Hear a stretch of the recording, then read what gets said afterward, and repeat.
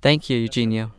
Well, the topic of the lecture has to do with the mental parasites, which is also the theme of my recent book. I don't know if anyone has read it. Some have read it, the others are still going to read it. But do it, because the truth is that I made a great effort to synthesize fundamental ideas of liberal thought in political philosophy and at the same time refute ideas that are progressive. So it's a good synthesis, a good introduction, like the economist Calgera for economics. This is for the other ideas. Here there are going to be several controversial topics that we are going to touch on. And look, the original idea that certain beliefs, this is important for you to know, are installed in the brain as neuronal parasites. You can find it in a book by Richard Dawkins.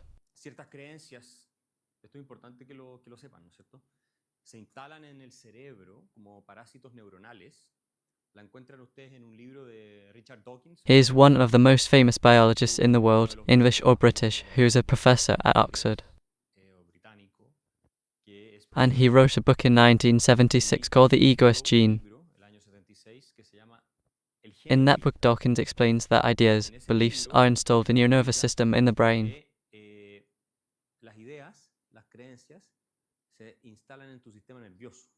And that they are also replicated from brain to brain. That is, you can infect another person with your ideas, just as a virus is infected. This is not an air phenomenon, it is a biological phenomenon.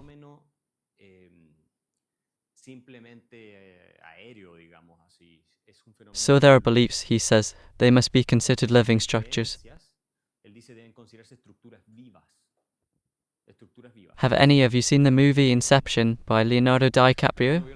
Yes. How does the movie start?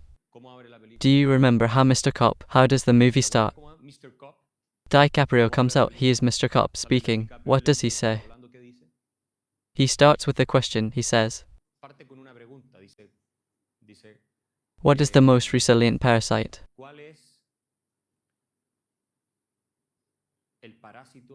And he says a bacteria, a virus, an intestinal worm. And he says no, an idea. Once you plant an idea in a person's brain, it is almost impossible to eradicate it.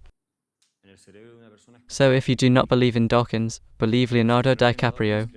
Well, but I opened the book with that thesis because here we are dedicated to what?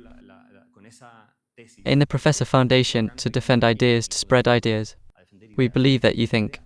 The problem with mental parasites is that they do not let you think. So the one who uses the concept of a parasitic mind, originally Richard Dawkins.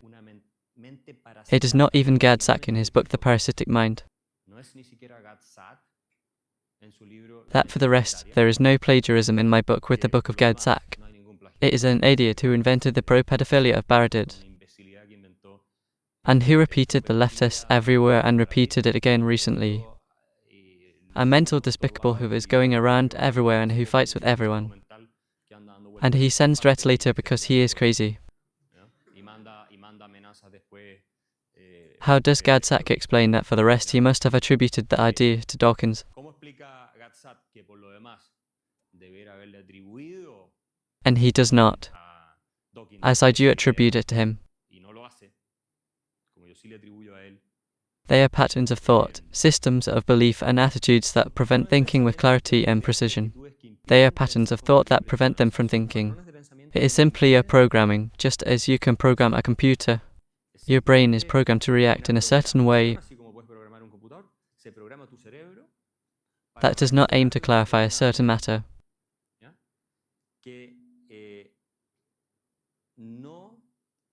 But basically to generate a certain type of attitude,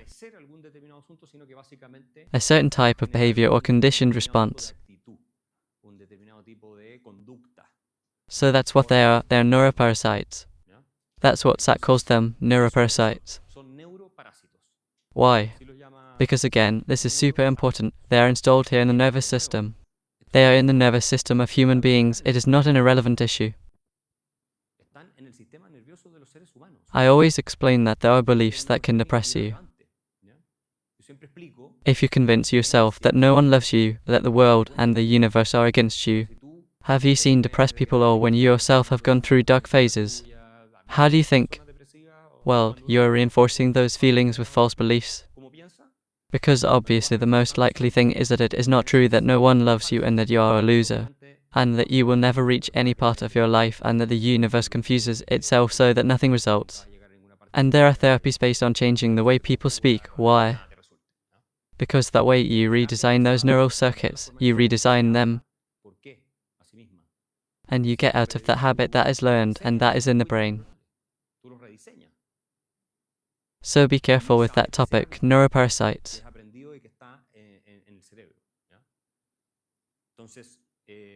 The great Hayek, in his article from 1949 on intellectuals and socialism, explained this, that he did not talk about neuroparasites. He did not reach that level of biological analysis.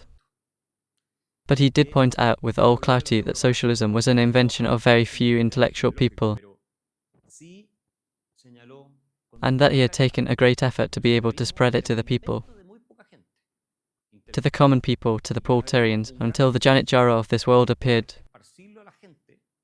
saying that they wanted to destroy capitalism and everything else that now supposedly does not want. Like Cuba is a democracy. Have you found Janet Jarrah's mind functional? Janet Jarrah is the example of a completely parasitized mind, and that is why she is so dangerous, because she represents the worst of a totalitarian doctrine that has as one of its fundamental acts as the systematic lie as a form of political action.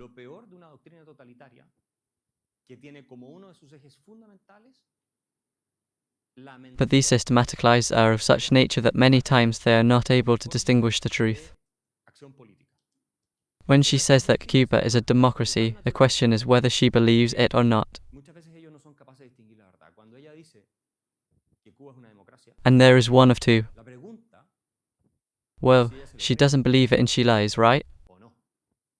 And finally, one could say, at least she still has some connection with reality, or even worse, she does believe that it is a democracy. And she is not lying, she says it legitimately, in the case in which she does not have a worm in her head or a parasite. She has a constrictor in her head, because of how parasitized she is. But those people are extraordinarily dangerous because they cannot think rationally. They are programmed as tools and instruments of ideology that have infected them. And obviously all this, that I am social democrat, is a pose of pure political opportunism to convince the people who vote for her tomorrow if she gets to power, and they have the possibility to fully concentrate it in their hands and crush us all. They do it, as they have done everywhere. And that is why it is not irrelevant that she says that Cuba is a democracy, because in reality she admires that model. That is what she aspires for Chile if she could. It is up to you to say no here, because of course you lose the election if you say that. But that is what she thinks. The same thing is true for Lautaro Carmona. In a certain sense they are people with a mental illness. It is that they are. They are really alienated. And that is why Jean-Francois Rebel, who had been a communist, he stopped being says no, he became parasitized. He maintains that socialism is an agenda of the dark side of our intelligence. He says that it is an intellectual pathology. And that is what it is. They are pathologies. It is not just that intellectual beings necessarily have a correlation in how our brains function. That is, about our nervous system and everything else. Another example. Did you know that Iran, in the war against Iraq, which was in the 80s, 81s, I do not remember exactly, Iran sent thousands of children between 8 or 6, 7, 8, 9, 12, 13, 14 years old to the minefields, to the mines, walking on the mines, breaking the children to open the way for the soldiers who came later. From their children, he made all the way, and the one who is now, in the name of Allah, and the triumph of the Islamic religion, other version of them of the Islamic religion. At that level, pathological infections of ideas can arrive. That is something that I do not know of any other country that has done it that way, or of other groups that have done it, that are not infected by some radical pathology, religious or whatever. And a very clear example of, have you seen the Alien movie? it is true that there is a mother alien that gives birth to all these other infected creatures. Well, Marx is clearly the mother alien, because aliens are parasites. If they get in and then explode around here and kill you. They are parasites. Look at you. This is very interesting to see. That Marx was an intellectual fraud. This is said by Bertrand Russell. You can read it in the essay Why I Am Not a Communist. This is a very important English philosopher of the 20th century. One of the great philosophers probably from the last century. That he was not a libertarian, he was not a conservative. He has an essay that is also called Why I Am Not a Christian. He is a philosopher who likes the left a lot, but he has an essay that says Why I Am Not a Communist. And there it is. We have published with FBP, May to God 7. And he says a couple of things that you have to remember to also know where jar comes from. Note that this is very current what we are discussing here. He says that Marx had a confused mind and that his thinking was almost entirely inspired by hatred. I ask you, when you are moved only by hatred, what do you do? When you are moved only by hatred, what do you do? I ask you, when you are moved only by hatred, can you be rational? Can you have a capacity to think clearly? Can you be just? Can you be moral? Can you be ethical? Not a possibility. And that is why Russell says that the theoretical principles of communism are false, and their maximum in practice produce an unquantifiable increase in human misery. But in addition, Russell says in that essay that Marx deliberately designed his arguments by transversing reality to infuriate proletarian masses. That is, he was a liar. He was a true intellectual fraud. Russell says it in that essay. Why am I not a communist? And then he talks about the Soviet Union and the millions of deaths of the Soviet Union and all that. This man refutes, destroys. He's not the only one. There are many others who have done it with Marx, obviously, but I find it interesting that it is Russell, a thinker who no one can qualify as liberal, libertarian, conservative, or anything like that. If you look at Marx, if you look at him, Marx is a clear example of what he is. Marx is a clear case of pathogen infection, described by Richard Dawkins in his book, The Egoist Gene, where he says that when an idea in the scientific community becomes fashionable, it gets infected like a meme. The one who uses the concept of memes is Richard Dawkins, and the meme gets infected from mind to mind. Here is a very interesting paper, published in the Journal of Political Economy, one of the top journals in the United States, where they analyze the number of quotes in the academic world of Marx. Marx is today the most cited thinker in human history, the most cited only at Platon level. Now, if you compare it here, there is a table where you compare the number of quotes. This is before the Russian Revolution of 1917. Before the Russian Revolution, Karl Marx was a marginal thinker, and Marx died a lot before the Russian Revolution. He was a marginal thinker. John Stuart Mill had much more quotes. Adam Smith had much more quotes than Marx. Herbert Spencer, how many of you have read or heard about Herbert Spencer? He was much more famous than Marx in the academic world, therefore in public discussion and everything else. What happens is that when the Russian Revolution occurs, Lenin and the Bolsheviks make a tremendous propaganda about Marx. And since it was an extraordinarily relevant event in the 20th century, one of the most relevant, then Marx starts to have a status that he didn't have before. And today, by far, he is the most cited, especially in humanities and social sciences, Karl Marx. This is where he is most cited. And then all of you who go and study humanities, wash their brains with Marx's texts. And then they put Lenin in here. Instead of going through his chest, he starts to eat his head. But I'm not saying that this is wrong to read Marx. You have to read it. The problem is that they adopt you with Marx. And they don't make you read Hake's criticism. Or they don't make you read Bertrand Russell's Why I'm Not a Communist. They don't make you read those things. They make you read only the Communist Manifesto.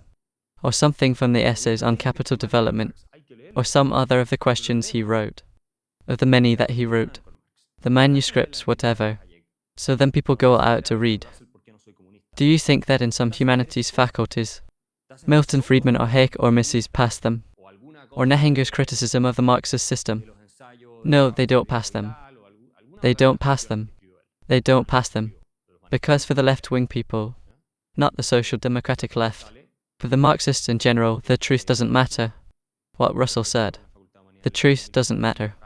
The only thing that matters is power. You have to lie systematically to get power. In that parasitic mind that they have, they do it. They won't show you the other side of the coin.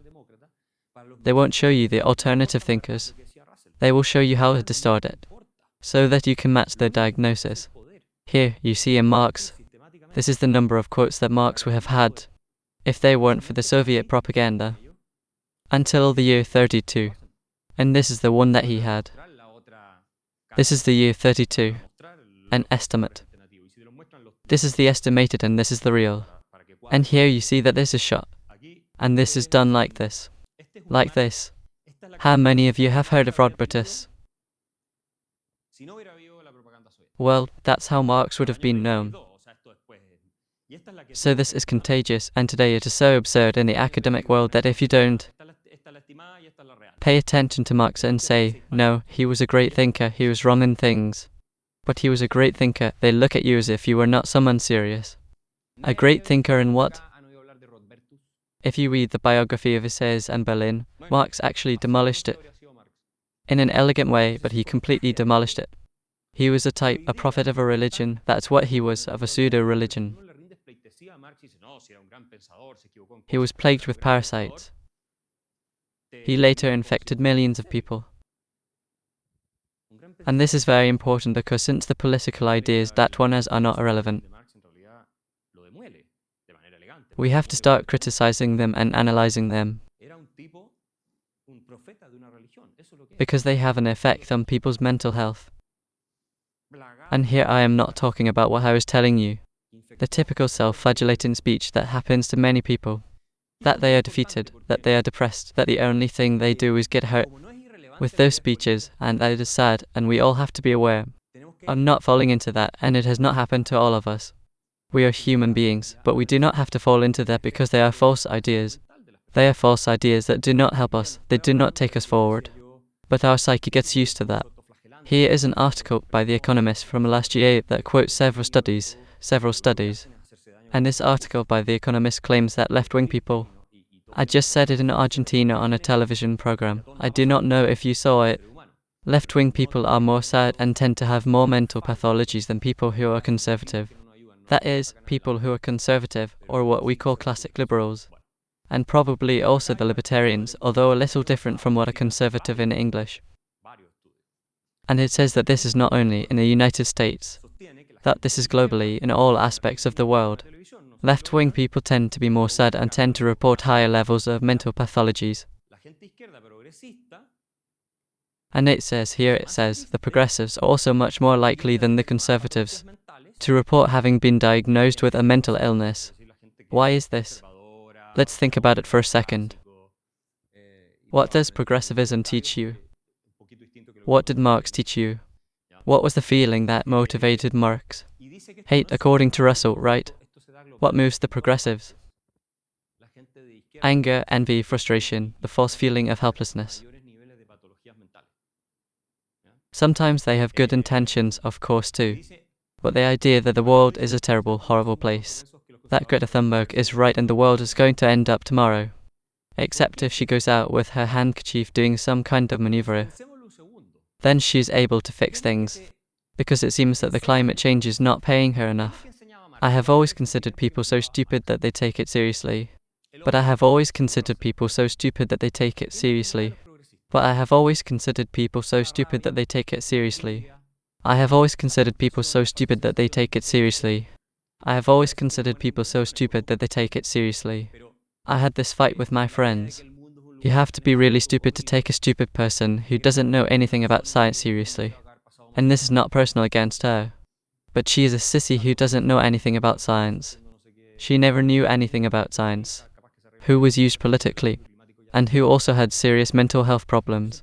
And everyone would look at her as if she were, I don't know, the new messiah who was coming to save the planet. A delirious thing. And then you realize that you are the mental parasites. And then you realize that you are the mental parasites. Because believe me, the world is not going to end because of climate change. Because believe me, the world is not going to end because of climate change. All that is not true. A climate apocalypse is coming, I tell you from there. I was one of those who believed that because I had infected the parasite. And then I started reading because I had an open mind and I realized it was a lie. There are problems like that, but the planet is not going to end. If the planet ends, it's going to be because of artificial intelligence. Some of those things. Or because Genetica is going to win the presidency of the Republic. Well, this is super important. Here we are going to get into issues that are quite controversial, but real. You can see here. Here they ask. Liberals are actually super progressive, right? In English, liberal is someone on the left. And they ask people how satisfied they are with their lives. In this picture here, well, men on the left compare with conservative men. I mean, it's almost double. And women on the left compare with conservative women. Women on the left are the least happy of all. And women on the right, conservative women, they are twice as happy or more, in proportion to women on the left, with their lives. Then, when they ask how satisfied they are with their mental health, to the people, these are the men, the women on the left, and these are the non-liberal men and women. Obviously, it's not that everyone on the left is like that. No, it's not like that. But there is a tendency, a big number, a very marked tendency.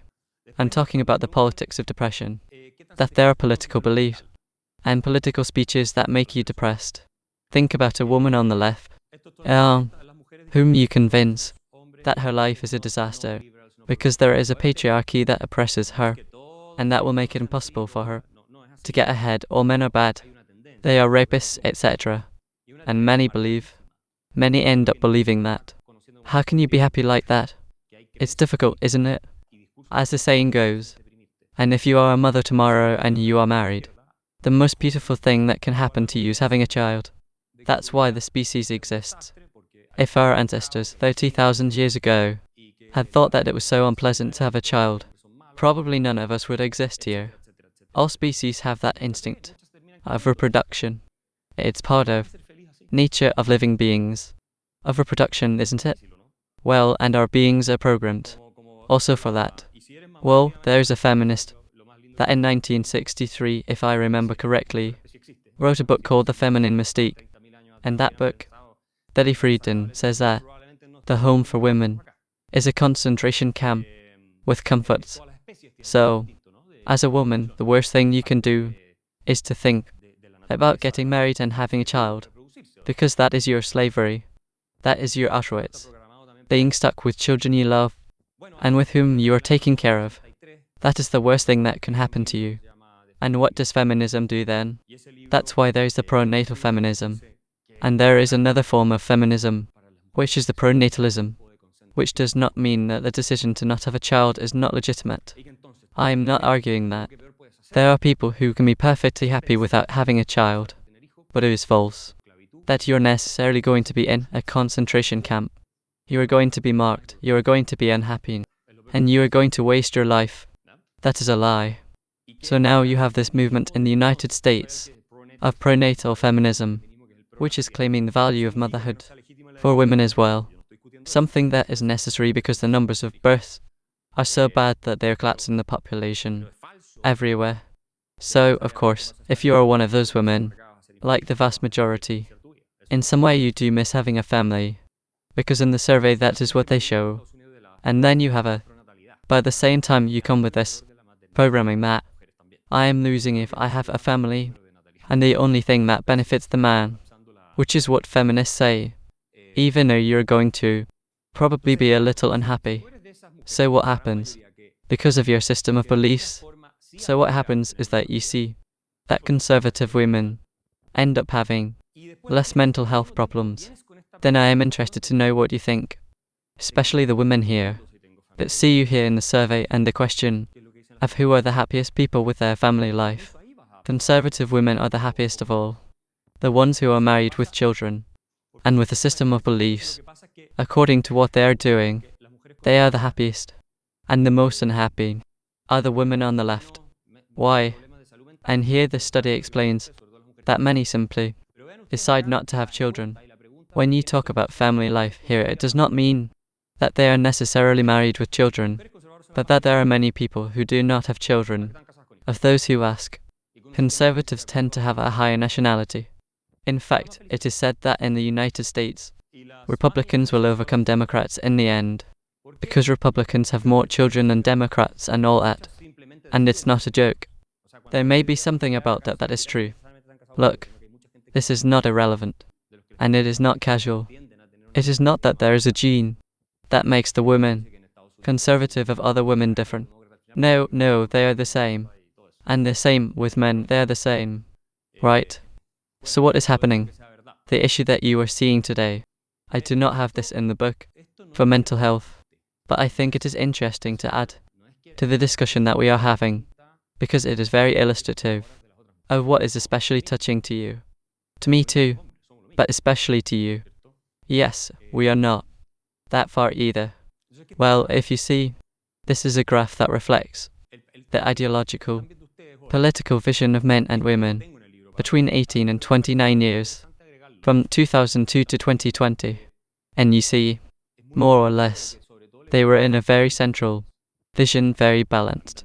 Both men and women shared more or less the same vision of the world. In ideological, political terms, more or less, there was a consensus. What happens with time? The men and the women begin to diverge more and more.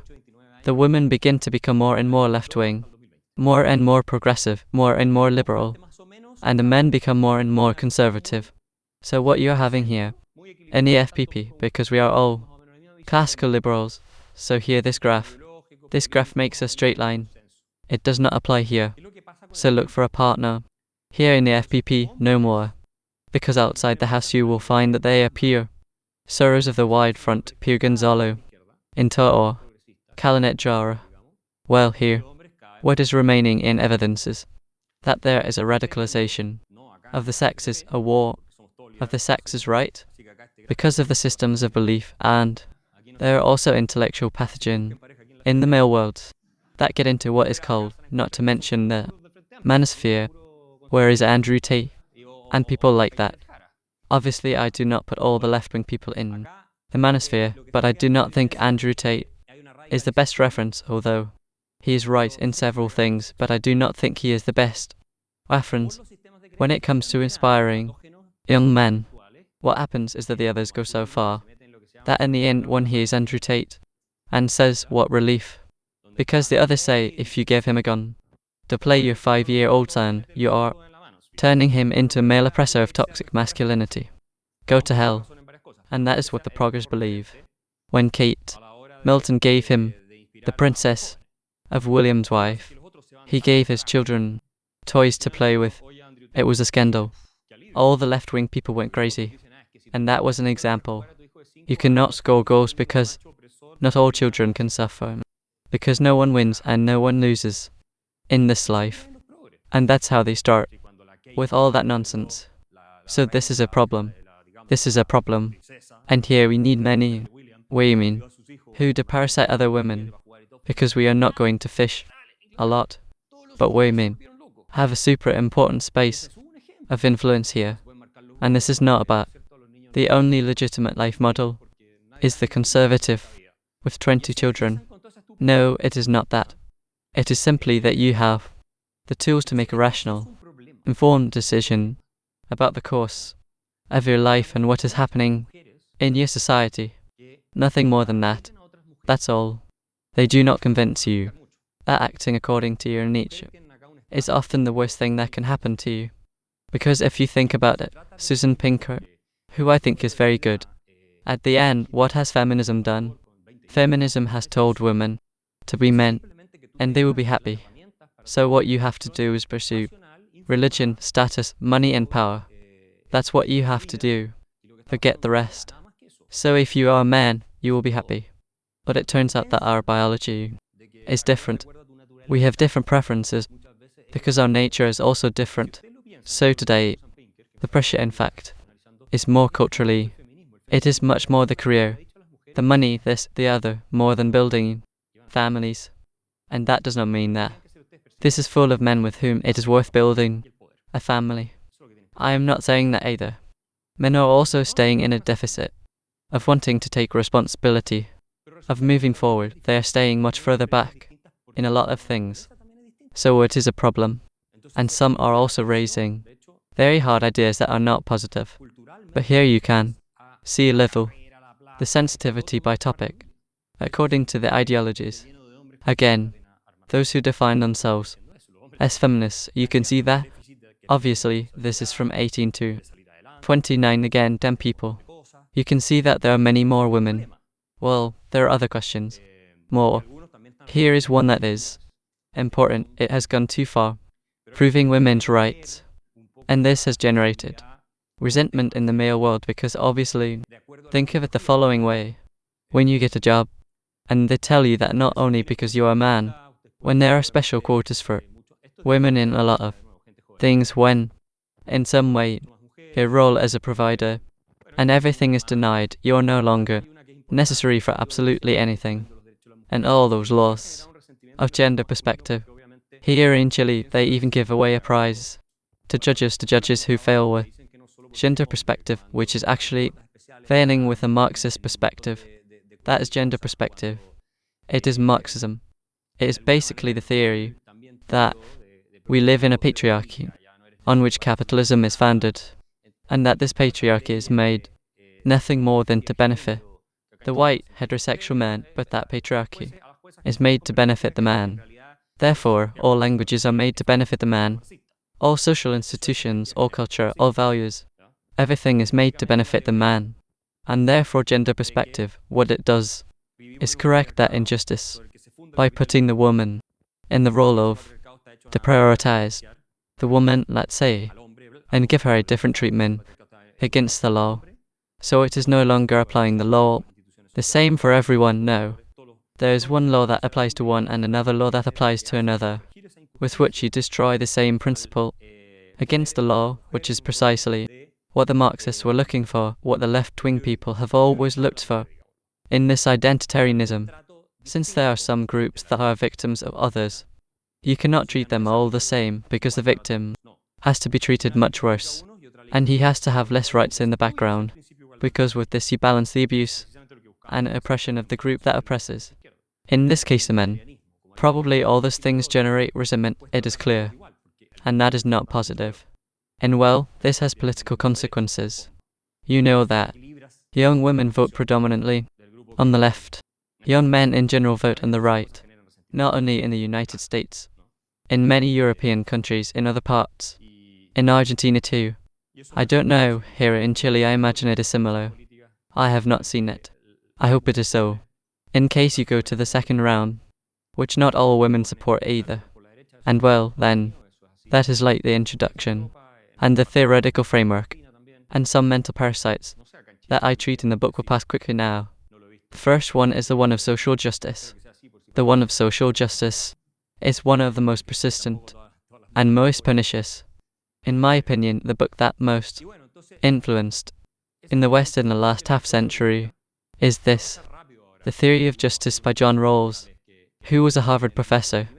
And this book is from the 70s. Basically what Rawls raises.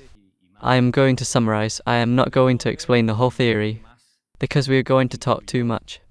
But what Rawls raises, which I find problematic in this book, is that only inequalities that are products of merit are justifiable, and does that go to the benefit of the most disadvantaged. You have heard these people who say, well, but it is not your merit, what your parents gave you, so you don't deserve it. These are Rawls' ideas. People repeat them, but they come from there. What is the problem with this argument? What would you say is the weakness of this mentality? Because in the book we say, we like meritocracy, and then what is not your merit? But we refer to another idea of meritocracy, Why is it wrong to say that it is unfair that you have, I don't know, your father worked and did well in his life and inherited money and properties, and they tell you, but your inheritance is not your merit, or that you did not earn it, your father earned it. Then the state has to come and take away a part of that, at least to compensate the other. How? From the economic point of view, obviously, there is no stupidity, because punishing inheritance is punishing the accumulation of capital, and therefore impoverishing the whole society. Obviously, that is obvious. But there is a philosophical, moral problem with the argument. It is also worthy that a father chooses where his inheritance goes and makes his money and all his money. Of course, yes, it is true. Who says that it is unfair? Yes, there is a little bit more, yes. There is a song that says, social injustice is unfair. Is it fiscal injustice? That's good. Whose song is that? It seems to me that it is a mischievous band that doesn't inherit money. All of the inherited money, of course. Yes, I hear it. Yes, because Bad Bunny. I do not imagine that he is going to produce something so sophisticated, unless that it is understood when he sings it. Yes, the problem is that fundamental is who defines what merit is, and when it has, and does not have. Because if a person is born in a family accommodated, for example, with money, what? Was a family is integrated by family conflicts and everything else, and it affects him a lot in life. Who gets ahead? A person in a family with much less resources, but perfectly stable, well constituted, etc. We know that it benefits children a lot. Who has more merit? If you get ahead, who has more merit? A person with social network and social capital, or a person with superior intelligence regarding what he has achieved in life? Who has more merit? Is it a merit of Lionel Messi to play as he plays? Sure. Why? He does not have any genetic condition that favors him to play better than others. He does not have a natural talent. You would say, he does not have a natural talent. It is part of the effort. And all other footballers who play the same way. Even more? Do you think that there are now thousands of tennis players who play the same amount of work or more than those who play Djokovic or Roger Federer, or any of them, and do not get to be top 20 or 50? Was it a merit of Albert Einstein to have developed the theory of relativity? To what extent is it a merit of Albert Einstein? Do we agree that Albert Einstein had a superior intelligence? Do we agree that that is genetic? What part of you? Is it a merit of you to have a superior intelligence? Did you go and choose God to give you a superior intelligence, and you won it in a competition? No. Is the intellectual coefficient correlated with genetics? That is known. Same thing happens with natural talent for some things. Obviously, Messi is not a normal person. I could have played the same amount of work as Messi or more, and I probably wouldn't have arrived where Messi arrived. And there are many cases like that, of people who really did it. And it is not that Messi has come far. It is that he is the best in history, or at least one of the best in history. Yes or no? Who determines how much of Messi's talent is, and how much it is that you have been able to get to Barcelona since you were very young, that you were with parents present who helped you get ahead, that you had the money to pay a lot of things, that you had a natural talent that others don't have, that you have a physical structure, because if Messi was half 2 meters, he wouldn't play as he plays, that you have a physical structure that allows you to play that way. Or Michael Jordan, the best basketball player of all time, I don't know, 2 meters. Difficult if he had measured 1 meter and 80. No, yes, but it's fine, but to reach that level, there are many things that don't depend on you. And well, I'm not surprised at all. But then the question is, where is the genius? The omnipotent being, as David Hume said, the Scottish philosopher said, that it is so gigantic the uncertainty of merit that you would require from a god, from a superior being, to be able to determine who has merit and how much. It's completely impossible to know who has more merit than others. You can intuitively know who has more merit, but you can't know. And what's the problem? That you, to comply with Rawls' thesis, have to have a centrally planned state.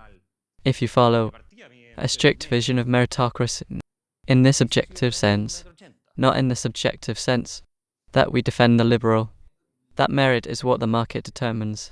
And period. You can work very little, earn a lot, because you have a lot of talent, whatever, and it's fine. You are the owner of what you have. You would need that central authority. And if you wanted people to have an absolute equality of opportunities, so that everything is their merit, you would have to intervene their genetics. You would have to intervene their family. You would have to intervene their socio-economic situation.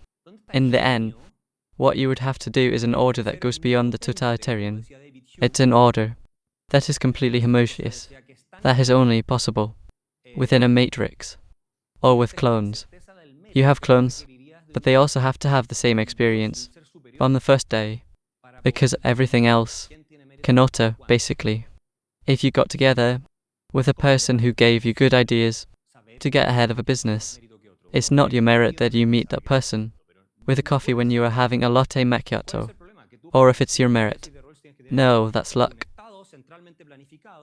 But there is also another topic, that the right to property in a free society cannot depend on a notion of merit,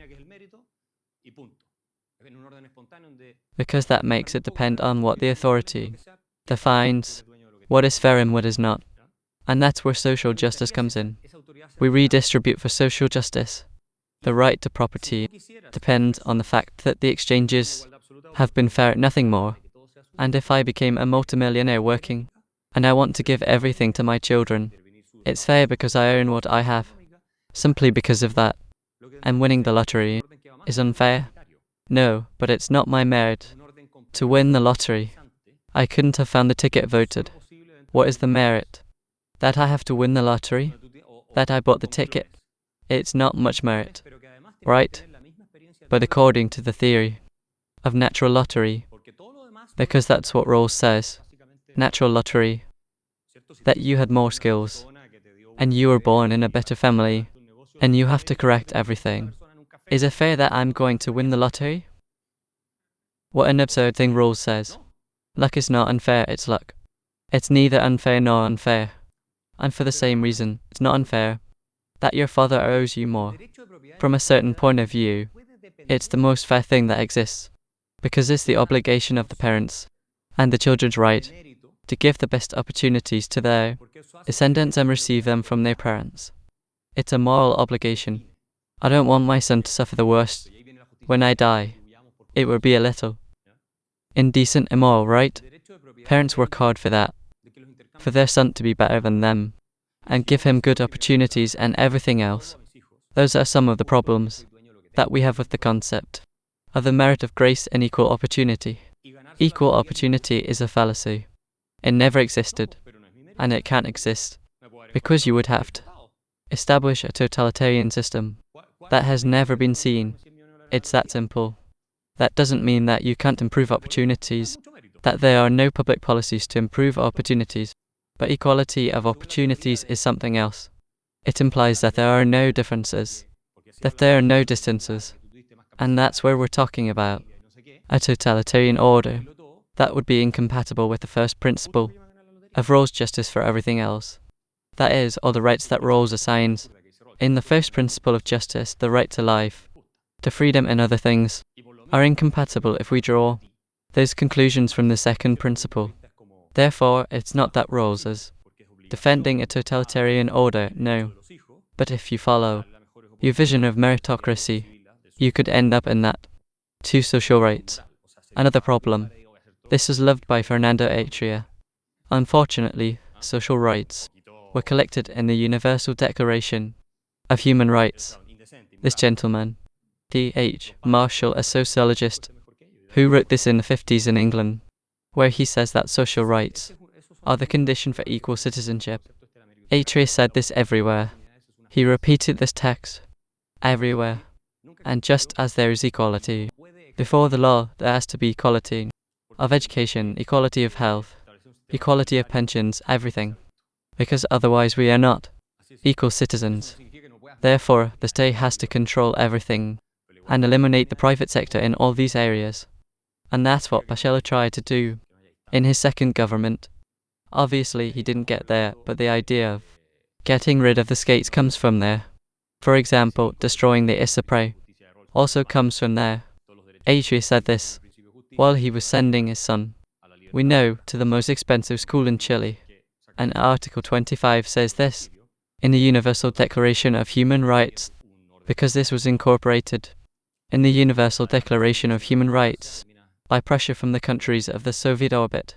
The countries of the Soviet orbit, as they didn't have, had to compete with bourgeois capitalism in terms of respect for individual rights, freedom of expression, life and all that. They set a trap and say, but we give all these things to people for free. Those who weren't true either. But we give all these things for free to people who aren't called social rights necessarily. What? Because they don't use that concept here. But they are social rights. And they are rights that the West doesn't give them. The capitalism of selfish people who pursue their interests and who don't have their area. So we want to put this article in. And why? Because with that they win a battle of media propaganda, which is the idea that they are superior to the West in respect of some human rights that are this. This is the story of why the article is there. It wasn't in the original Declaration of Human Rights, which was basically a reaction against all the genocides that we have seen in the 20th century, the Nazi Germany, everything. In fact, the way, the freedom, the property, all that was there. Well, then these rights are put in, and then the second, third generation, or second, third and others come. I don't know how many generations. The question seems like the Avengers saga. And if you read this, basically, what it says, we repeat, is that all individuals have the right to live for free and will without working. It practically says that. Fantastic, wonderful. No, of course, but it is that. In paradise there is no shortage of resources. In the socialist paradise flow the springs of collective wealth. Full, as Marx said. He uses that expression. Then you have this idea of the state of Nefactor, which is very, very nefarious, and that arises in Germany, like Otto von Bismarck in the 19th century. This is going to happen faster, but what basically happens is that the state of Nefactor, which loves all our left, and imparts some right, is very important because with that you make people dependent on political power. And when you make them dependent on political power, because you're giving them a pension, because you're giving them, I don't know, healthcare, or whatever, you make them manageable by political power, and dependent on those who hold power, and the system of pensions of distribution, which is the system of distribution, and which wants to involve all Chilean socialists, is a system invented by Mr. Bismarck. It was invented by the Germans in 19th century. It is the origin of the distribution system that is in casi todo planeta today. And we, in Chile, made the revolution to dismantle, for the first time in history, the distribution system and to pass an individual capitalization that takes the pensions to the politicians of the hands of individuals and private managers of that money. So you no longer depend on the political will to receive a pension. On the other hand, here, Bismarck says it will be a great advantage when we have 700,000 small pensioners getting their state income. An advantage for whom? The Chancellor. He was working for the king. Well, an advantage for the state, for those who control power, because that's how you are domesticated. They are not independent. Imagine if your income depended on me. If I gave each one of you a table at the end of the month, and I were your only possible source of income, what power do I have over you?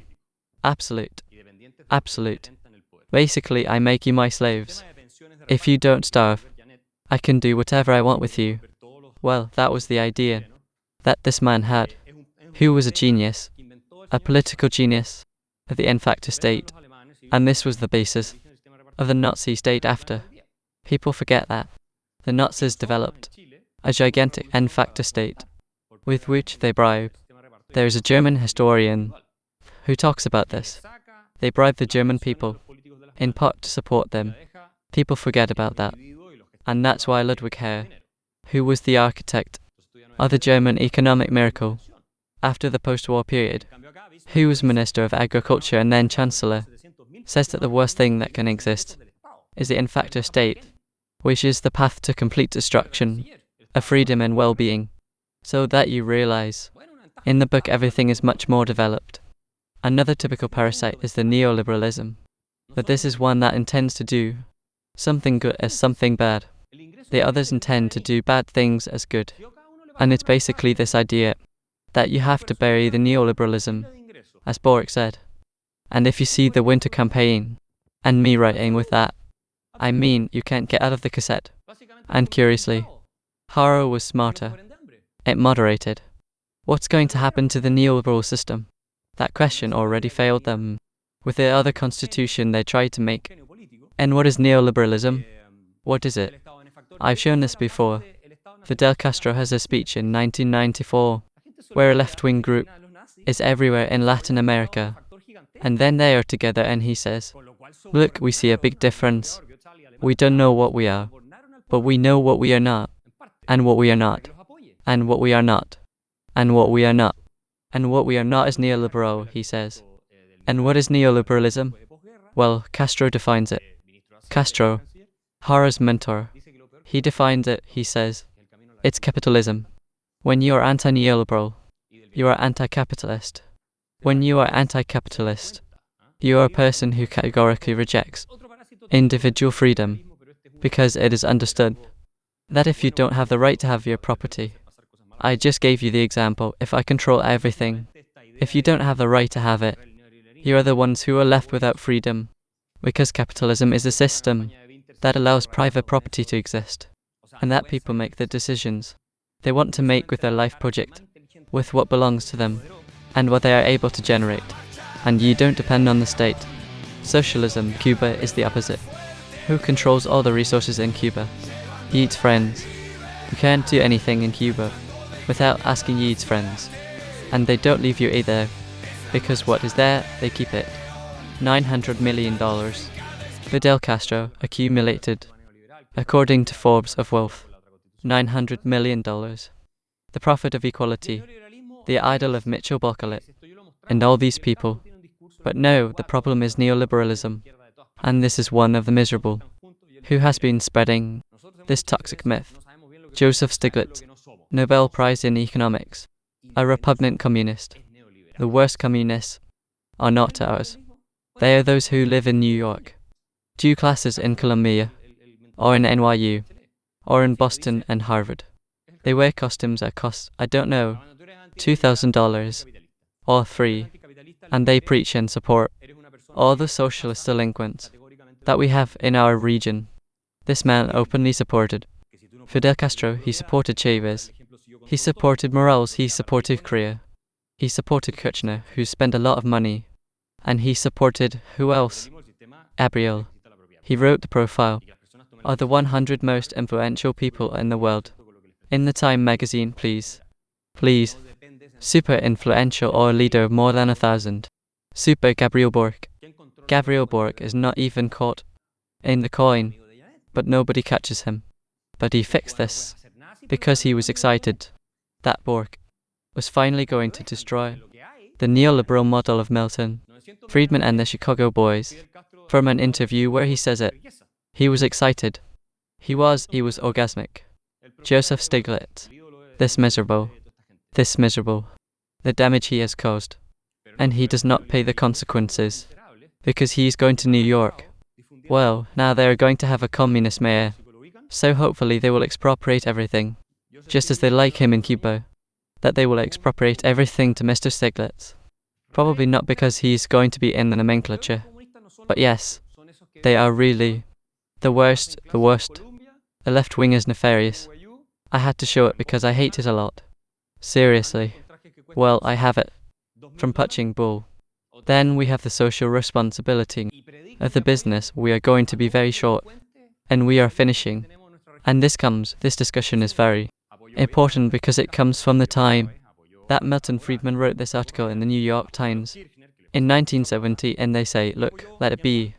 The social responsibility of the business is to generate utility and maximize the value of the shareholders. There is no other. It is not the green areas. It is not the people's sports records. It is not that the prices of the food are artificially lowered. It is not any of those things. What is the danger? If you take the company out of its specific role, the company that produces food, what is the danger? If you take the company out of its specific role, what is the danger? If you take the company out of its specific role, what is the danger? If you take the company out of its specific role, what is the danger? Of the company producing food. Yes. But there is something more general. Still. What? Of course, in the worst case scenario, they would stop making drinks and die with those things. But yes, you know what happens. This problem, it starts to fail because it dedicates itself to other things, the resources, and the increase in the quality of the production of the drinks. It starts to politicize the company because it starts to be an instrument for the interests of the state. The state starts to use the company to satisfy purposes that correspond to defining the state with public policies, with the parliament, whatever. It does not correspond to a company that produces drinks beyond a certain level of regulation. To be concerned about whether there is a gym for the people who live in the commune, or whether there are green areas, or whether there is this or the other. It is not the role of the company. In addition, for that it pays taxes. For this to be useless, for them to steal everything, do those things. Right? Why the next day you can ask them to build hospitals with charges. And who pays for that? Do you think it is free?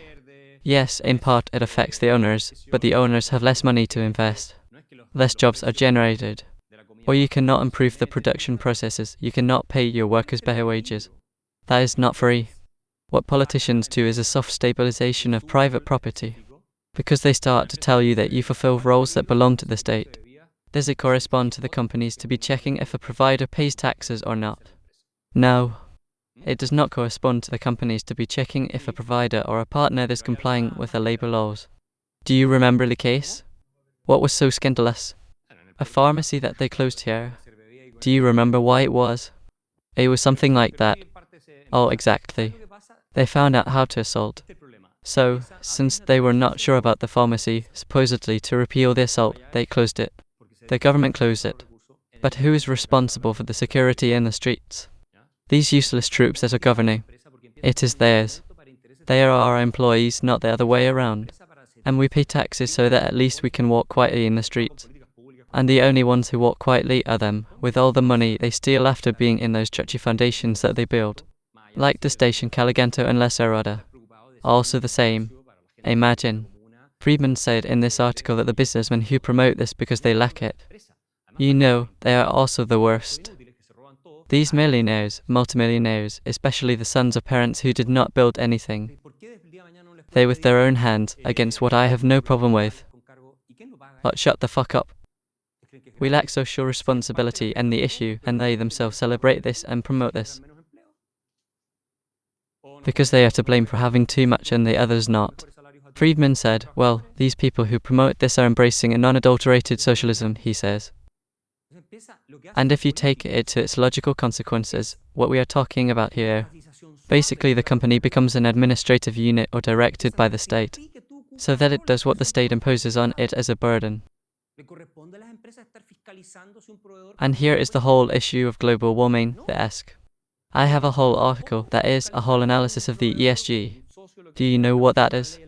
Environmental and social governance that has to do with the issue of climate change, sustainable energy, sustainable development. So this issue, well, it's all a fraud. It's all a fraud. I have all the data, the latest papers are showing that it is false. That the statistics do not give you that it is everything.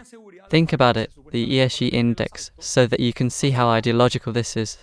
The ESG index of Philip Morris, who is a tobacco smoker, is far superior to that of Tesla, who makes electric cars and decontaminates the planet. Why?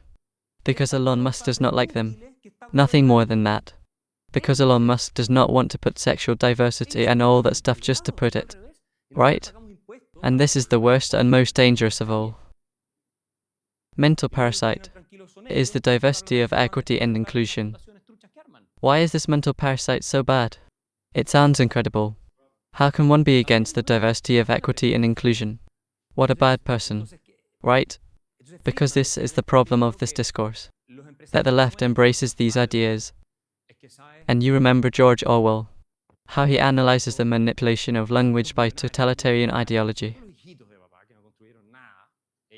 And that is why when they say something that sounds good, they are actually referring to the opposite.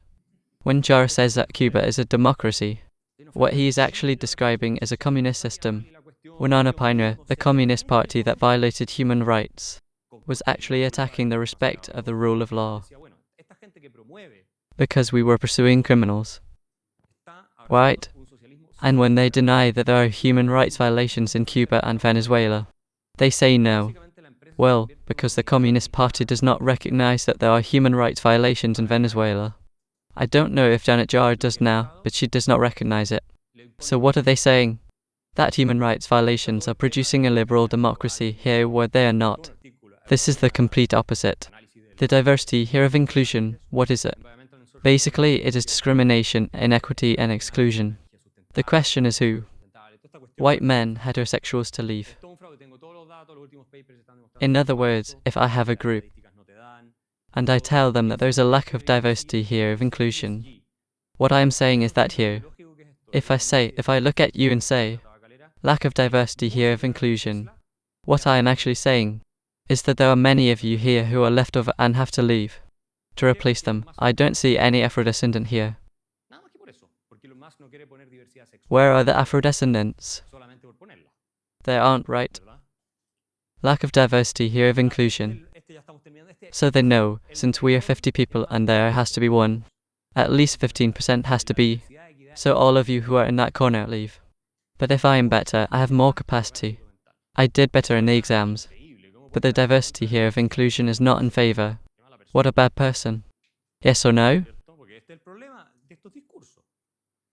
It is the most repugnant thing, because you know, this parasite points to the destruction of the Western civilization. With the others, more or less, you can live with it. Not with this one. This is what Elon Musk calls the woke mind virus. That threatens the Western civilization. And he is absolutely right. You can see here, for example, in Harvard. You have seen the fight between Harvard and Trump, right? That one can argue in some ways. But Trump is absolutely right in this. See, the admission level of Harvard. The 10th, right? Basically, in terms of results in the entrance exams, is the highest, right? And the first is the lowest. If you are in the 10th century, that is the 10% more capable, which got better grades. And you are white, you have a 15% off, basically, of rate of admission, basically, right? Or probability of being admitted if you want. If you are African American, you have a 56%. Then you have here. Let's see, look. If you are African American, with the third, which is quite low, you have a 5.2% probability of being white is 0.6%. And as an Asian American, well, Asian Americans are the ones who discriminate the most, right? They destroy you.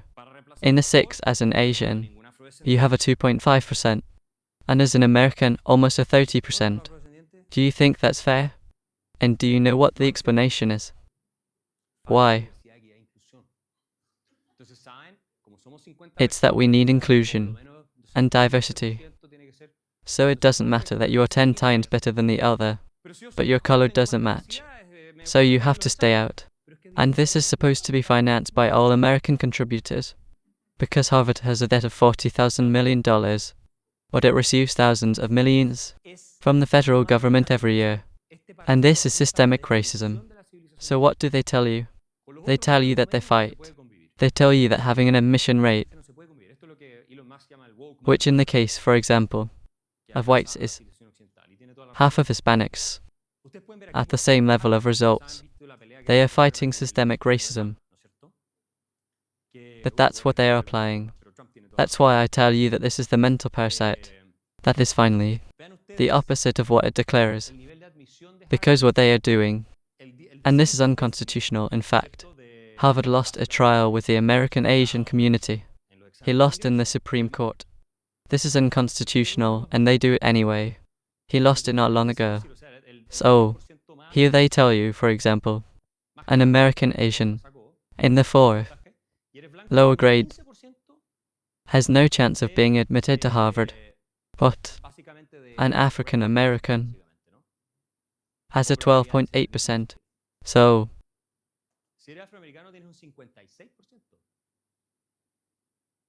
no, he is more than even an American Asian in the first grade.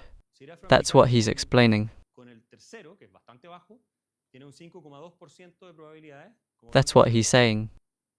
In the lower grade, if you are an African American, you have the same chance of being admitted than someone who is in the highest, high grade. If you are an Asian American, how is that going to be racism? Now, to close, where does this come from? And here I have to give a full talk today, because this is too deep, and I would have to analyze it with much more calm. But this is a summary in general. Do you recognize them? Who is naked? And this one? Jack Derrida? Wealthier? Mitchell Falcourt?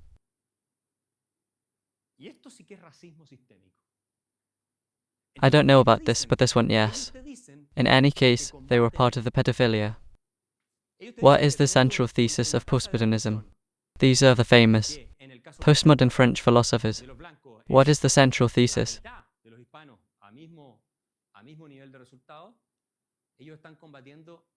Exactly. That's it. The truth does not exist. I am contradicting myself because I have to understand that what I am saying is true. There, I was not very rigorous.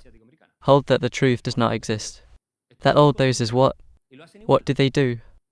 Establishing the power of some groups that dominate others. Everything is narrative. The standards of beauty are narrative. Obviously, the language is also a form of social construction made to discriminate, and therefore the inclusive language of girls and girls. The Chinese, let's say, which is the most stupid thing I have ever heard of this inclusive language. Science is a narrative. Science is a narrative. Mathematics is a narrative. Isn't it true that 2 times 2 is necessarily 4? No. It is a narrative created by the white man to marginalize and discriminate against others. And since mathematics is racist, as it has been proposed in California, then the black should not be demanded from mathematics. I am not inventing it. This is a fact. Google it. So, what is the thesis of this? There is no truth. What is the West? A meta-narrative, nothing more. It is a meta-narrative that intends to affirm the domination of whom? Basically, the heterosexual white man. The norms of sexuality, of course, are another narrative. From there it is followed that you cannot criminalize pedophilia, sex with children. Why not? Because if all a narrative, and there is no objective truth, you cannot claim that it is immoral to have sex with a child, or that it is a form of rape. In fact, Mitchell Falcourt, the most famous of all of them, and the idol of the whole postmodern left, and the whole front end, who have not read it, but he influenced them anyway. The idol of them, Mitchell Falcourt, was a man, a tragic figure, an extremely promiscuous homosexual man, who paid children in Morocco, or in Tunis, I don't remember, I think it was Tunis, to have sex with them, in a cemetery. In a cemetery. But this is in accordance with their theory. They write a letter to defend French pedophiles. All this intellectuality, including Simone de Beauvoir, the mother of all feminists, the lover of Jean-Paul Sartre. They write a letter to all these intellectuals on the left in the 70s to defend man, condemned by pedophilia in France. And I found in an interview that after Falcourt says that this is a marginal and discriminatory way, and everything else. And besides, he claims that he could perfectly be the child. We are talking about 3 years, 4, 5. There is no age limit. Because he says facultextual. There's no age limit. Are they the ones who start the sexual contact with adults? They perfectly can. That is the left. That is progressism. Do you remember the thesis of the University of Chile? That of the professor. To sleep with the student. I don't remember the title.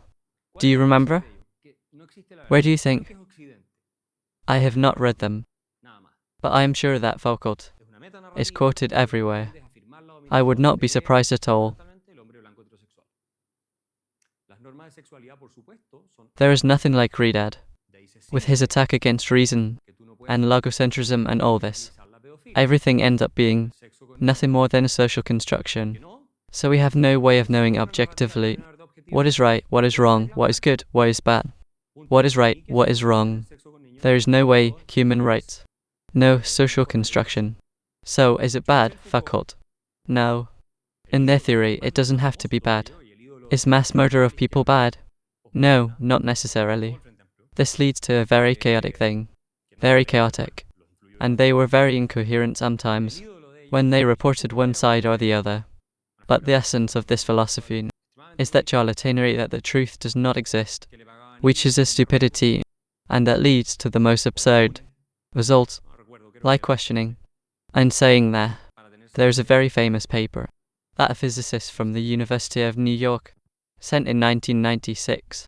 Alan Soccer, who was tired of all this charlatanery, sent a paper to a newspaper that was published, and it was a paper that was trolling the newspaper, where he said that the contribution to astronomy that the indigenous tribes had done, I don't remember where, was as valid as the scientific theories of Galileo, Newton, Kepler, Einstein and all these people, and that we would have a very Eurocentric physics and everything, and it was something of a level of stupidity, and they publish it.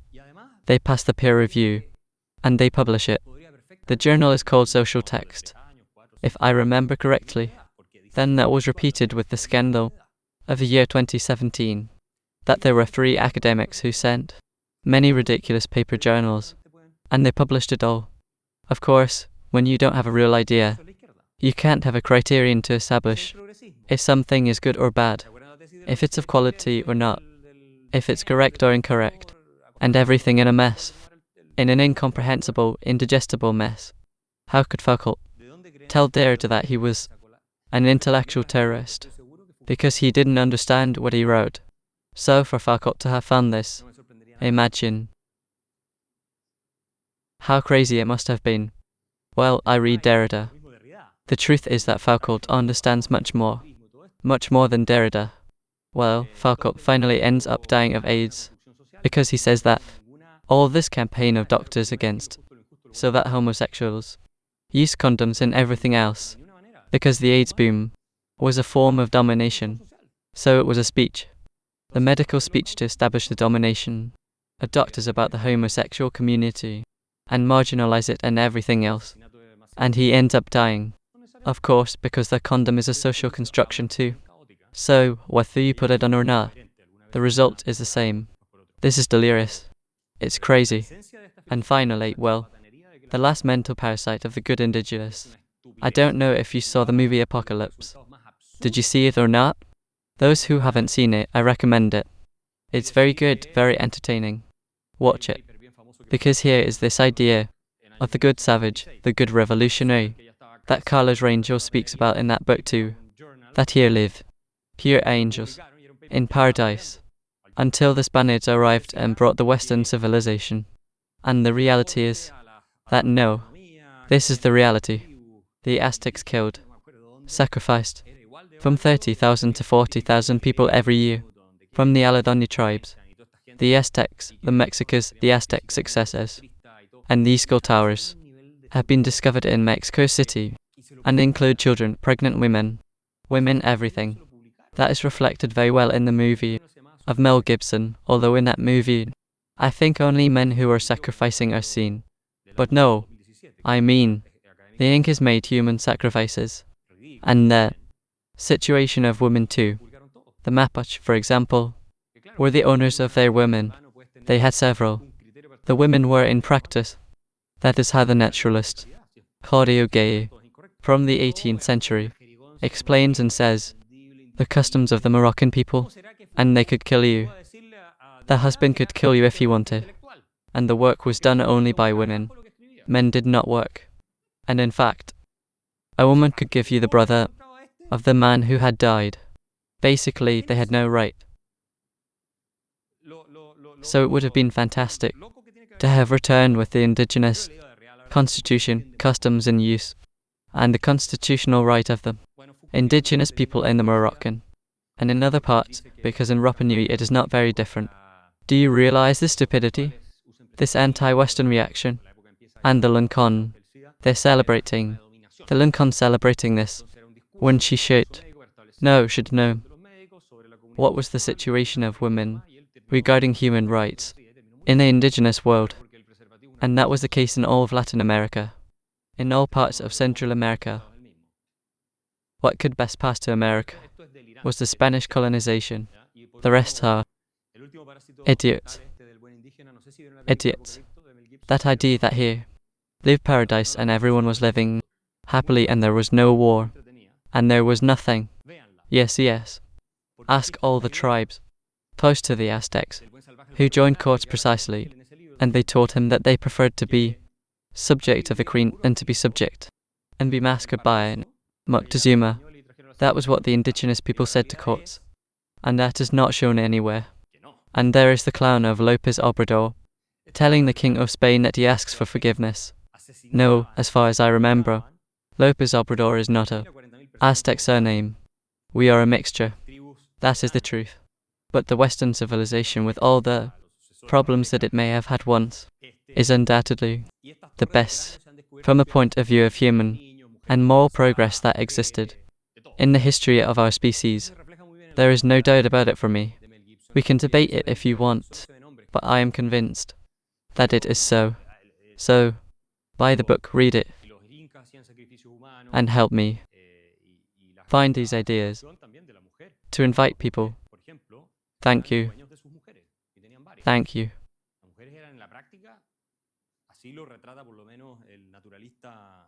Thank you very much, Axel, and everyone for your attention. Now we're going to ask a few questions or else the food will get cold. So let's go with 2 people from the online team. We are going to start with Rodrigo. Go ahead. I was entertaining the talk. It is interesting to see you here, and not on YouTube, for example. So I had the doubt, because you criticized the state of benefactors. But then, to what point should the state serve? Because, for example, the other day I went to a talk with an ex-minister of social development, and he told us how in his vision of social policies, this should be to give an impulse to people more than to generate, like a bed. Did you understand the point? Yes, from my point of view, the state should not provide any service, nothing.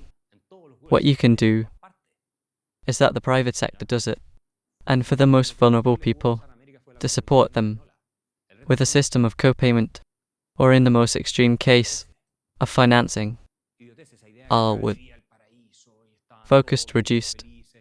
It is not the ideal of the anarcho-capitalists, but I think it is the minimum enough that is compatible with classical liberalism, but that the state does not have a school, that the state does not have a university, that the state does not have absolutely no hospital, because when the state has it, the politicians have it. And if the politicians have it, and the power network and the bureaucrats, it works badly. You know that the state health sector in Chile spends more on patients than the private sector. How many people are ready to wait? 40,000. And people who die, thousands every year. What are they doing with the money?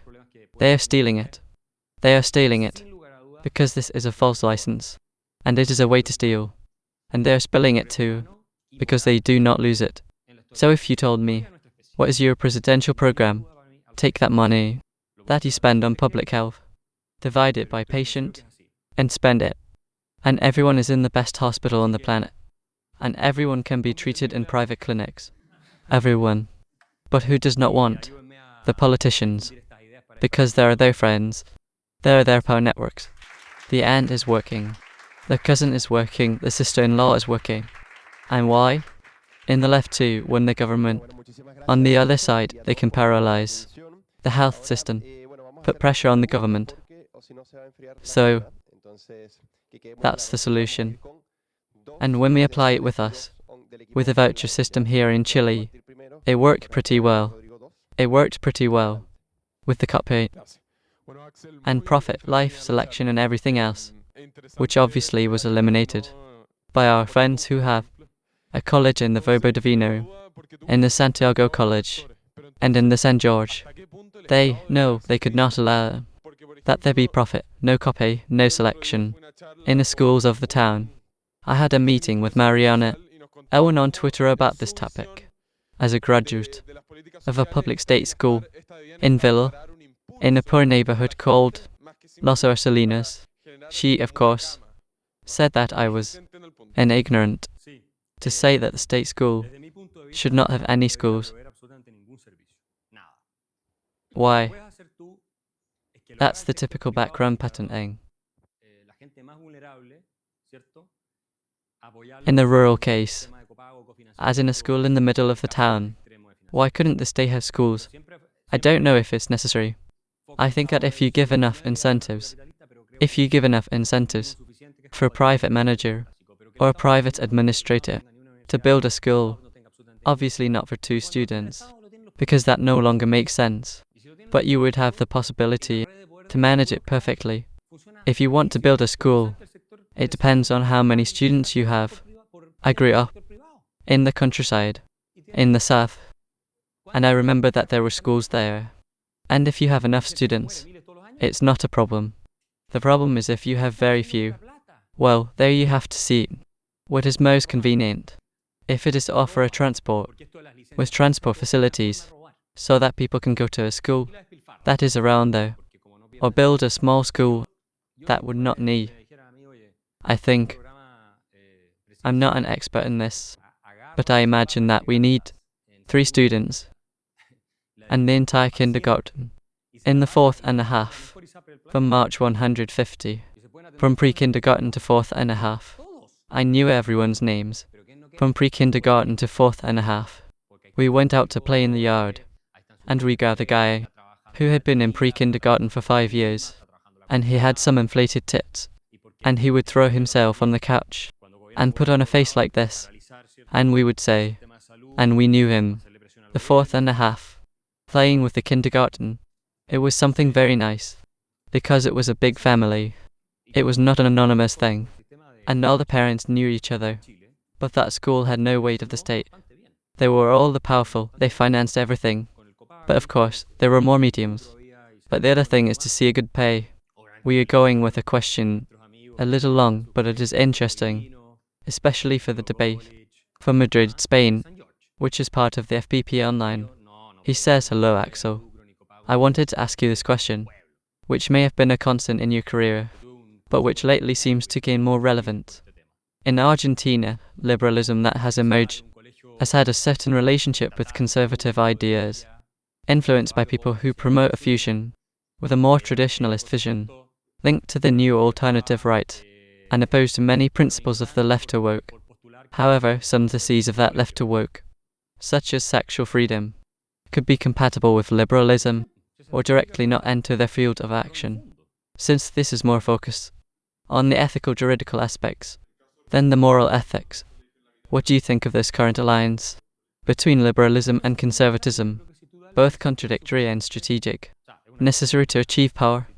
Could it represent a threat to social freedoms in the future? Well, since many here are falling asleep, I think they are going to talk about sexual freedom. Soon everyone will do so. That's one of the themes that touches more on conservatism, in some way or indirectly. I think it is necessary, an alliance, because the conservatism that is seen today, at least, is not an anti-market conservatism, except in some cases. Before, conservatism was anti-market. It was anti-market. It was nationalist. It was protectionist.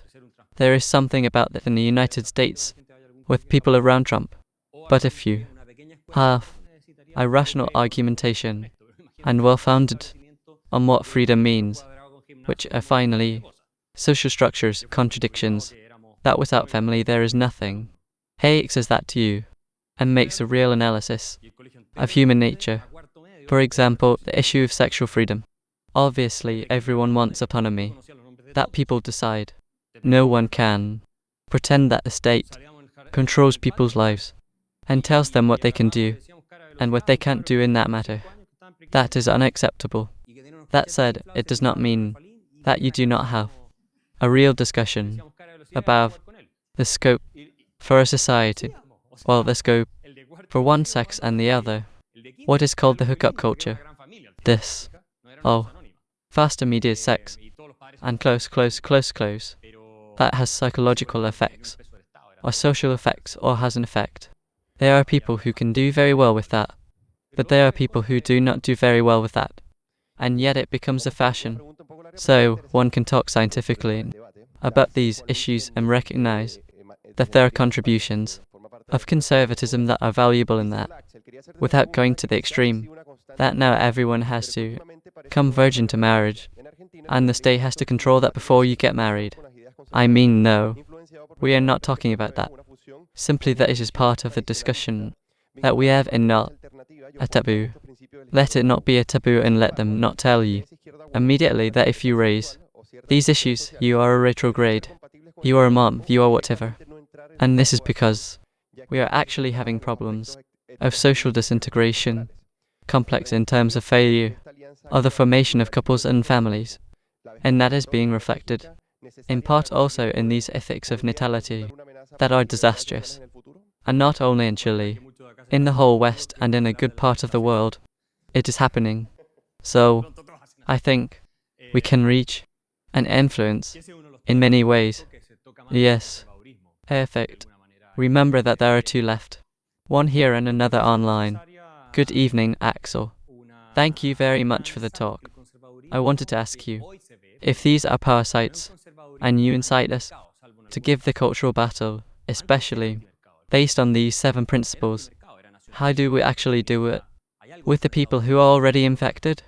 Since there are people, the common Chilean citizen, not even the politician, who gets rich from this lie, that even if one explains it with reasons, they may not want to understand, and some react even violently.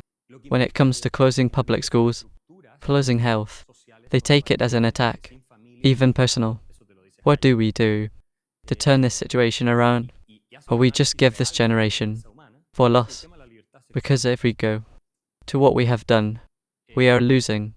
I'm not so sure that we're losing. Look, today, the influence that social networks have is colossal. What happens is that you don't know what was the reality of Chile in terms of cultural and ideological discussion. When I left the university, there was nothing. The fact that you are all here, which seems more or less normal, this did not exist. There was a discourse that was, at that time, more moderate, social democratic. That was installed, and nobody argued much, and there was some consensus around the economic system. That's it. Then the radical left discourse began to gain more strength, and we created the FPP, and there was a reaction from other centers such as Libertad de Soroa and other things. But now I would tell you that there are a lot of young people, and I always laugh because when I left, nobody knew who Hayek was. Nobody. And my joke was, well, the only thing I knew was Salma Hayek, but I didn't know anyone but a couple of old people, because I had come to Chile, but nobody knew him. And today, I go to an auditorium, I give a talk in front of 1,000 young people your age, and they all have heard Hayek. Do you know who Hayek is? Well, thanks to what? Well, institutions like this, but to YouTube, to Instagram, to TikTok maybe, without getting addicted. Of course, except for the videos where I'm talking there, yes. But I would tell you that the way is that and that what? I was showing you how the beliefs of men and women are diverging, is that the great fight is for the people who are not yet totally convinced, is the majority, because I don't think that the majority is so parasitized as to be completely unable to change their opinion. It makes more sense than not. No, let's give Boris 17 for lost anyway. Jackson, all those people. No, I think it was two Peter. No, too much marijuana, too much pot. No, too many days. At the end it ends up affecting a little intelligence. They are completely parasitized. I think that we have nothing to do with them. It can be good, maybe. Sunday one karting with them has a good time, and they will always have to offer you. You have no doubt. But no, forget it. But there is a segment of that generation that I think has realized something of something. I don't know if it is the majority or not. Obviously, because not. But there are others who have already realized that these guys were liars, that one is a liar, that they are incompetent, etc., and corrupt. But in any case, it is the generation of you in which I have more hope, the ones that come down.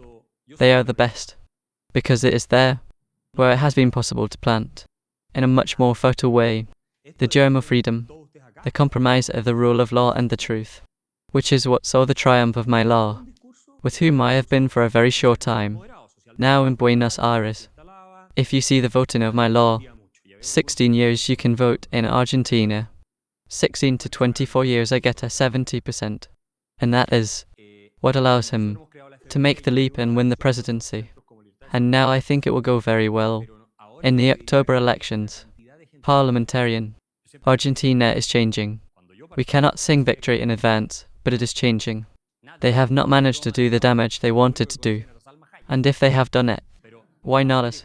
I mean, Argentina was not the most probable country to have a libertarian revolution and fundamental change in that sense. To me, it gives me a lot of hope to see you here. It gives me a lot. Because I think that there, in your hand, is that we are going to create the movement that allows Chile to get us out of this prison in which the state is putting us, and to deparasitate us mentally. You come much more hygienized with a cleaner brain, and the others are very outspoken. And I hope they never forget that. Never forget it. Well, if Janet Jar comes out and chooses president, I do not know. I think I'm going to go back to a front runner, and I am going to start smoking poro every day, because it is the only way I am going to endure my existence on this planet. Seriously. Let's go with the last question. This is from Pucuri from San Carlos. As well as biological parasites invade, mainly weakened bodies. Is it not that communism advances in Chile because our society is culturally fragile, without convictions or intellectual defenses against totalitarian ideas? What should we strengthen first? The economy, the institutions, or the cultural base? I'm not so convinced that communism as such advances, because what Jar did was try to disguise himself as a social democrat. And besides, he is so nice. He has that smiley face, like HL. He has that charisma, without a doubt, which makes him even more dangerous. So if I had said no, I am a communist, and here we nationalize the means of production and everything else, it does not work. But the issue is the cultural base. It is that people think, well, in Chile, being a communist should definitely be a reason for shame. It should be like a social stigma, like a person who has not showered in a year, from which everyone runs away, because communism is a totalitarian creed, criminal. It is a philosophy for criminals. That is communism, from the theoretical point and from the practical point. So we have to convince people that what matters is freedom, liberal democracy, and that all these siren songs, we are going to give them this or that, is basically to end up destroying it, not only in freedom, but also in their well-being. If you think that the pension reform of Minister Jar and the Friends of Chile Vamos is going to be free, it is going to be free. Women's unemployment is rising. We do not have money. The fiscal system is super indebted. We are not going to get out of it. Maybe Elon Musk will fix the problem with all the robots that Tesla is going to release.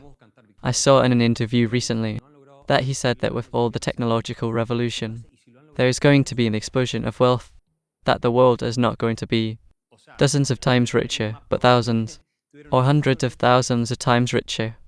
If that is the case, there will be practically no shortage of resources. There will be some, but there will be more Van Goghs, but there will be a lot of everything else. But I think that is going to take a while. So let's not risk it. And let's do everything possible. And you, please, convince your relatives. Explain to your friends. Make your videos on TikTok, on YouTube, on Instagram. And especially women, please. We need you to join this fight. We need more women, not because of the quota. But, yes, it is not because of the quota. We need more voices of women, speaking to them, telling them to wake up. They will be better, happier with their lives, more fulfilled, if they don't get infected by the mental parasites that sell them, the teas, and all these recalcitrant feminists that walk around, and when it's their turn to be raped, well, I don't know who they are. So, that is very important. And don't dye your hair purple. Don't stop using deodorant. Please.